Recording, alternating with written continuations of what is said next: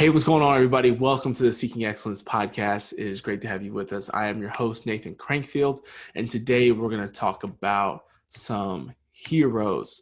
It's the week of 9/11, and I think there's so much going on in our nation right now that we easily get distracted. I think we easily get our minds and our attention and our energies get shifted in all these different directions, all the fighting, all the problems, the election, the pandemic, the racial tension, tearing down of statues, rioting, looting. We have a lot distracting us.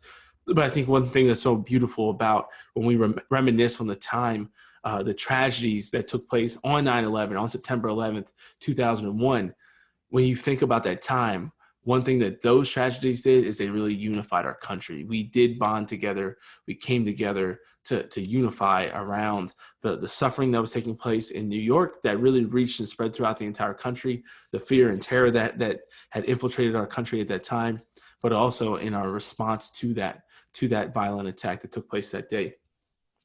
So I wrote the blog for this week, on 9/11 and kind of from my perspective as a former Army infantry officer and everything. But I just kind of want to talk about that. I want to talk about heroes. I want to talk about 9/11. I want to talk about what that looks like, or what that experience was like, and just a lot of different things that kind of take place. And this was kind of my reflection. So this is going to be kind of a podcast to go along with that blog. We're just releasing it a few days before we release the blog. So I hope you enjoy it, and I'm excited to take you on kind of this journey that I had just kind of thinking about it. From my early years as a kid, I remember I just wanted to be a hero. And I think that is true for all kids. All of us, we play these greater roles and we're currently living out, right? So like Halloween, you dress up as a superhero, you dress up as a nurse, or you dress up as a firefighter, and all these different types of roles that really are oftentimes service oriented. We're very others focused as kids.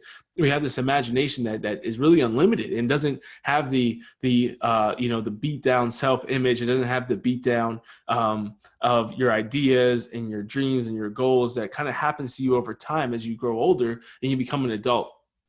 We haven't adopted the despair that the world tries to force upon us yet when we're still kids. And there's a beautiful thing to that. And I think that all of us deep down inside want to be a hero. We want to be somebody who, is going to be remembered for our valor. We want to be remembered for our courage, for our effort, for our willingness to lay down our lives for other people, for our willingness to lay down our lives and to suffer and sacrifice for a greater cause. And a lot of times like I said earlier, we start to lose that as we grow up. As we grow older, that starts to fade away. And there's a number of reasons for that. There's the education system that we're subjected to. A lot of times puts us in a box and we're not able to continue that imagination and continue that hope and those goals. We're told a lot of times that our goals and our dreams are unrealistic, and sure, sometimes they are, but we smash that imagination and we push that down for the sake of rote memory and just memorizing stuff so that you can regurgitate it on a test. And we kind of lose that dreaming. We lose that imagination. We lose that passion for this miraculous and strong, unbelievable service towards other people. But I think there's a small percentage of society that doesn't lose that. If you remember the beginning of the movie American Sniper, about sniper, absolute Navy SEAL legend Chris Kyle, played by that good-looking dude. What's his name? Bradley Cooper, played by Bradley Cooper. I did just call him good looking as well. So you have that going for you on this day. But Bradley Cooper plays Chris Kyle in American Sniper. And there's a scene in the beginning of the movie where, Chris Kyle's younger brother is getting beat up at school. And his dad has a conversation with him. And he tells him how there's sheep in the world, there's wolves, and there's sheepdogs. And the sheepdogs are there to protect the sheep from the evil, and that there's certain people, I think, that as they grow up and as we get older, they don't lose that. They don't lose that sense of desire to protect, the desire to serve. And those people are our public servants. They're the police officers, they're the firefighters, they're the soldiers, the Marines, I even, will say they're the airmen, the Air Force. I'll count them, because it's 9/11 week, we're unified. So Coast Guard, all that stuff, right? We think about these people, the nurses, the people who are willing to risk their lives and to lay down their lives for the greater good of society, for the greater good of the community. They're often not the most paid. They're often not the most revered, the respected professions. Sometimes they are, but you can see right now the struggle that, police aren't the most respected profession. They actually get a lot of disrespect. They're probably the most disrespected profession, I would say, especially in regards to the ratio of respect that they deserve versus the respect that they get. Now, obviously, there's going to be some bad apples in there, and there's some horrible people. One thing that I always say I'm really grateful for as a soldier is that we were never blanketed and looked at the same way that I see both police officers and priests subject to.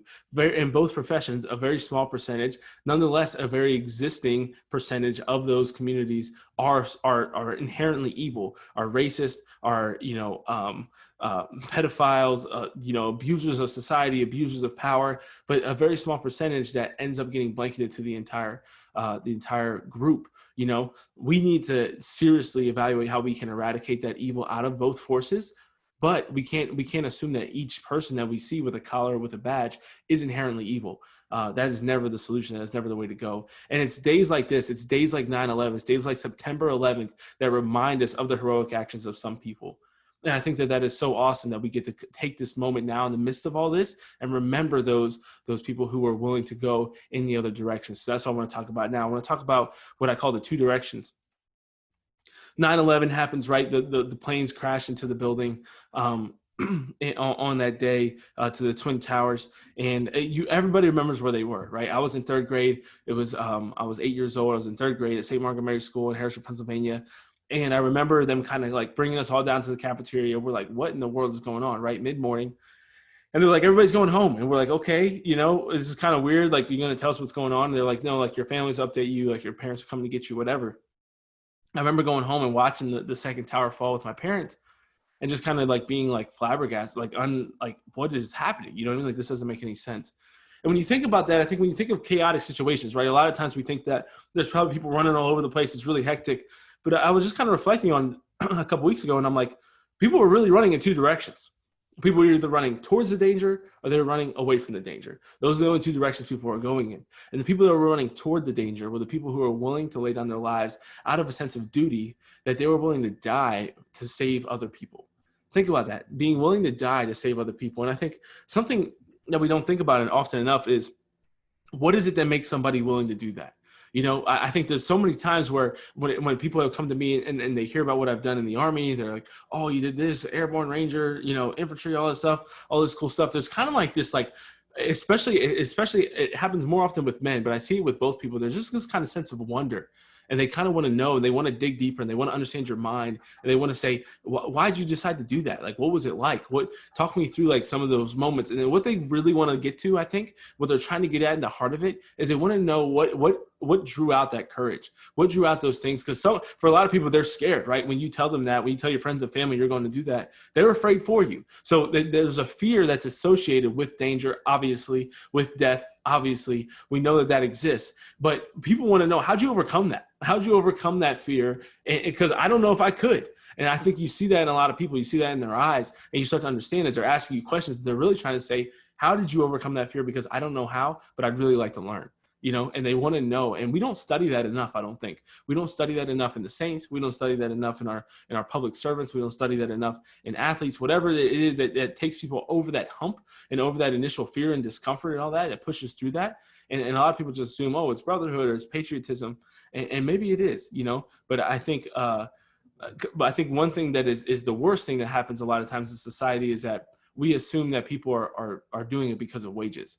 And one thing that I point out in the blog is that wages don't produce virtue, right? And so that a lot of the public servants, whether this be school teachers, police officers, enlisted soldiers, they don't get paid enough. They don't get paid enough money. Sure, you have some police officers throughout the country who are getting paid a lot of money. They're making good salaries. But there's a lot of places where they're not. There's a lot of places where these people are not making a lot of money. And I can tell you that every police officer, every firefighter, every first responder that showed up, paramedic, all these different people, right, healthcare workers that rush towards the danger on 9/11, on September 11th, 2001, it wasn't because they were like, well, I got to get my paycheck in 2 weeks, so I better go ahead and do this. There's a sense of duty. There's a sense of commitment. There's a sense of understanding the greater purpose. And that people are willing to risk their lives for that. It's not just because they're getting paid to do it. And that's what people say all the time, and it's one of the most disrespectful things I think that happens to police officers is people say, oh, well, you get paid to do that. That's your job. You signed up for it. Yeah, it is their job. It is what they signed up to do. But it doesn't make it easy. They still have the same considerations that you have of, I want to go home to my wife tonight. I want to go home and see my kids tonight. They still have that same consideration. They still have those same thoughts. They still have that same fear. They still experience it. That's what courage is. Courage is not the absence of fear. It's the overcoming of fear. And we forget that too often, I think. And I heard that all the time. When I was considering going active duty in the Army, and I was really praying about it, it was one of my biggest decisions that I first discerned in my life was, what is God calling me to do, especially in regards to my military service? And I think I heard so many different excuses of other people when they were starting to discern that. And it kind of offended me. And I think that it's one of those things, I shouldn't say it offended me, because I hate thinking that I get offended, because I really don't. But it kind of pissed me off, I should say. It kind of pissed me off. And what I think it does is, because I think it's disrespectful, and being disrespected does kind of piss me off. But that's a song for another time. But I think the thing that we do too often is we discredit the sacrifices that other people make. And we do this a lot. We do it to athletes all the time, right? We say LeBron James is only LeBron James because LeBron James is 6'8". If I was 6'8", 280, I'd be LeBron James too. No, your fat ass wouldn't. You wouldn't be LeBron James because you wouldn't be willing to work hard. You're not willing to work hard to maximize your potential that you have right now. So it makes you think that if you were given a bigger body and more height and more muscle, whatever, more athletic ability, that you would be maximizing your potential then. You're not willing to do it. So if you're not willing to do it, you're not willing to do it. And you being magically placed into somebody else's body is not going to change that. In a similar way, too often, when people were going through that discernment, they're like, well, I don't want to leave my mom, and I don't want to leave my family, and I'm afraid of this or that. It's like, what do you think I hate my mom? You think that I want to go and I want to sacrifice all this time? I don't want to see my family. I don't want to receive the Eucharist for 4 months in Ranger School. I don't want to, be home for Christmas in 2017. I'd rather be woken up to a suicide bomber in Afghanistan. Like, are you out of your mind? Who wants to do that? Who's waking up in the morning like, you know what? I'd really like to not come home tonight. The police officers aren't thinking like that. Firefighters aren't thinking like that. First responders are not thinking like that. They have the same desires, the same wishes as everybody else. And the thing that we can learn from that as Christians is that everybody, the saints and the people that you see, we look at St. Teresa of Calcutta, Mother Teresa, right? Left her family to go serve the poorest of the poor. St. Francis Xavier, another great missionary to foreign countries. All these people who have gone and have done bold, courageous things, the martyrs, right? Like, so often we think just like, well, God just gave them so much grace that they didn't have any fear, and sure, maybe that happens sometimes, but I bet there's a lot of martyrs who think, you think St. Thomas More wasn't like, it'd be cool to be a grandfather someday. I'm sure he'd be open to that. He was probably pretty excited to raise his family and continue to be there for his country and his community and his friends and his wife. But we discredit people. We take it away from them and we say, they don't think like that. It's their job to do that. You volunteered to do that. They did volunteer to do it, but they volunteered to do it for you a lot of times. The good ones volunteered to do it for you. And that's what we have to think about. And they volunteered so we could have a freedom, so that we could sleep at night. So I could go to bed tonight here in Cincinnati and not worry about somebody coming in and busting in and taking my stuff. So I don't have to worry about violence randomly happening to me on the street. Sure, it happens sometimes, but do you know how much more would happen if we didn't have police officers? If you want to know, then look at Portland. Look at some of these countries or some of these cities across the country who have tried to kick police out of certain areas, and there's people getting murdered and robbed and beaten. It's not good. But we can't discredit those who are willing to lay down their lives for us. It's horrific. It's an awful thing to do. And we have to be willing to stand up for the people who are willing to do that, and just to thank them, to listen to their stories, to honor them, and to in turn go and do something with that freedom. You heard me talk about that in a previous podcast. In the second letter, I really talk about how we owe it to the people who've laid down their lives to create freedom for us, not just as Black Americans, not just as Catholics, but as Americans in general, as Christians. We owe it to the people the martyrs, the people who have passed down the faith, the people who died for this, the people who died for the United States of America, the people who have protected us. We owe it to them to be virtuous, to be upstanding and good citizens. And it doesn't mean that we can't be upset. It doesn't mean we can't be furious and enraged when injustice happens in our country, when injustice happens in our communities. But it means that we have to respond with virtue. We have to respond with the same courage, the same discipline that we've seen our heroes display for us, because we're called to be heroes as well. We're called to be part of this story. What are you going to do with the freedom that people have died for?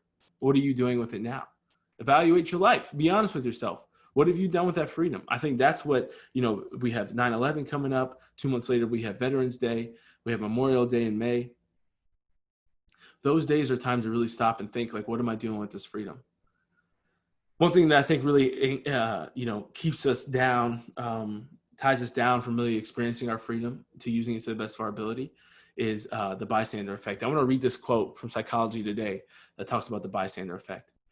It says, the bystander effect occurs when the presence of others discourages an individual from intervening in an emergency situation against a bully or during an assault or other crime.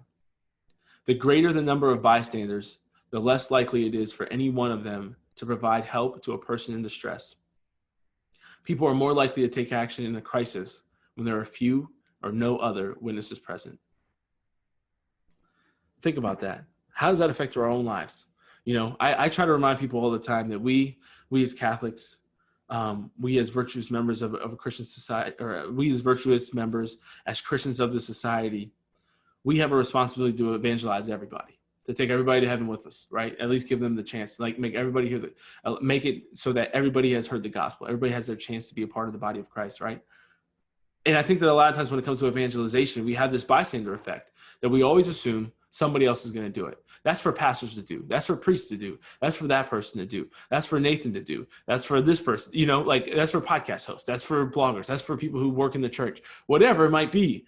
Those people do that. I don't do that. And that is nonsense. That is BS. And it's days like today where we need to buck up and have some courage, do some uncomfortable things, and really start to push aside this bystander effect, because in the spiritual reality of the world that we're living in right now, in the midst of all this chaos, like there's the spiritual battle that's ever taking place in our midst. We are experiencing something very similar to what you saw when you watched the towers fall at 9/11. There are certain people who are running towards the danger, running towards the difficult conversations, running towards prayer and the sacraments and purifying themselves so that they can be the brightest beacon of light and hope and joy and grace here on this earth. And there are people who are running in the opposite direction. And the people who are running towards the danger are a mix of atheists, Christians, agnostics, Catholics, everybody. And the people that are running away are a mixture of the same thing. And we need to get more people, especially the Christians, running towards the danger, towards the chaos. We need to push into these difficult moments. We need to push into the difficult pain of the pandemic, of the election year, of the racial tension and the polarization of the nation. We need to push into those things. We should be in the midst of it. If you saw a police officer a few blocks away on 9/11 just standing around or cowering down in fear, you'd be concerned, you'd be confused. You'd be like, even though you know it'd be hard, even though you know it'd be difficult, you would expect him or her to be running towards to help people. Why? Because they're trained, they're equipped, they have weapons, they have the training, they're supposed to have the knowledge and all that stuff to be able to do that. And what they would be lacking in that moment is not the training, not the weapons, not the knowledge of what to do if they were to show up and find people hurting or whatever.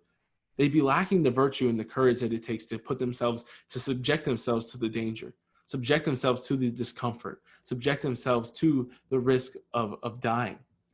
And that's what we have as well. We have access to everything in 2020. There's no reason why your fear of evangelization should not be that you're not formed enough or that you don't know enough, because you can learn anything you want. There's so many podcasts and YouTube channels and books and stuff like that. You can learn to read about anything. So you can learn about anything that you need to learn about. The only thing that we're lacking right now when we see ourselves cowering down and hiding from social media or hiding from conversations in real life or hiding from people or hiding from God is we're lacking that courage. We're much like seeing a firefighter, a first responder, a police officer who has the knowledge, has the access to our Heavenly Father, has the grace, has everything that we need to go forth and make a profound and impactful difference in our society, but is choosing not to. And the reason why we're choosing not to is because we're choosing to not play the hero. Too often we're choosing to play the victim. Not every hero is going to wear a bulletproof vest. Not every hero is going to wear a cape, obviously, right? Not everybody's going to be a superhero. Sometimes the heroes are just loving those people who are hard to love. It's being willing, when you feel the prompting of the Holy Spirit and you know what it feels like, whether you've responded to it ever or not, when you feel that urge to ask somebody, how's your prayer life going? Why don't you come to church with me? Having some of those uncomfortable conversations, that is when you're choosing to play the hero in your life. And it's days like today, it's weeks like this week where we reflect on and we vow to never forget the sacrifices that were made that day and the evil that took place here on our beloved country, on this beautiful land that we call the United States of America.